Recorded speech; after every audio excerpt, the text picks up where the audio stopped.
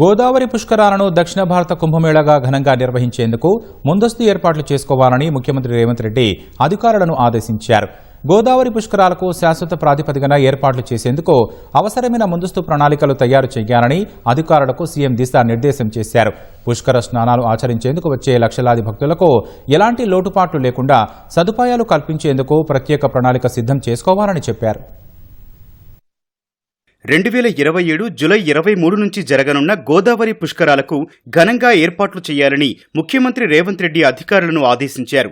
దక్షిణ కుంభమేళాగా జరపాలని, పుష్కరాలకు శాశ్వత ప్రాతిపదికన ఏర్పాట్లు చేయాలని సీఎం నిర్దేశించారు. గోదావరి పుష్కరాల ఏర్పాట్లు, ముందస్తు సన్నద్ధతపై కమాండ్ కంట్రోల్ సెంటర్లో అధికారులతో సమీక్ష నిర్వహించిన సీఎం రాష్ట్రంలో గోదావరి తీరం వెంట ఉన్న ప్రధాన ఆలయాల అభివృద్ధికి అత్యంత ప్రాధాన్యమివ్వాలని ఆదేశించారు. పుష్కరాల ఏర్పాట్లు, రాబోయే భక్తుల రద్దీని అంచనా వేసుకుని మౌలిక వసతులు కల్పించాలని చెప్పారు. పుష్కరాలకు సుమారు 22 నెలల సమయం ఉన్నందున శాశ్వత మౌలిక వసతులు, అభివృద్ధి పనులపై ప్రత్యేక దృష్టి సారించాలని అధికారులకు సూచించారు.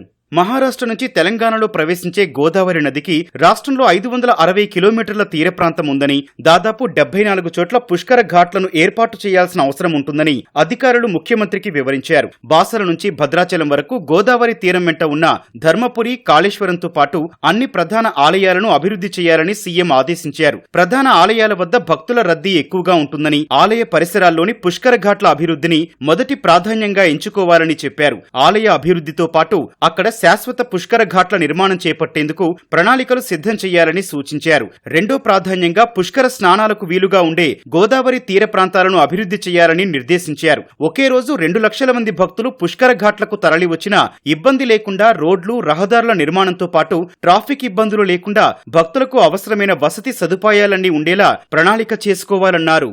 బాసర నుంచి భద్రాచలం వరకు గోదావరి పరివాహకంలోని ఆలయాలన్నింటినీ క్షేత్రస్థాయిలో సందర్శించి అక్కడ అవసరమైన అభివృద్ధి పనుల జాబితాను తయారు చేయాలని సీఎం అధికారులను ఆదేశించారు. ఆలయ కమిటీలు అధికారులతో చర్చించి అక్కడ అవసరమైన ఏర్పాట్ల ప్రణాళిక రూపొందించాలన్నారు. మహాకుంభమేళాతో పాటు గతంలో వివిధ రాష్ట్రాల్లో పుష్కరాలు, ఆలయాల అభివృద్ధి, భక్తులకు అవసరమైన సౌకర్యాల రూపకల్పనలో అనుభవం ఉన్న కన్సల్టెన్సీలను నియమించుకోవాలని సీఎం అధికారులను ఆదేశించారు.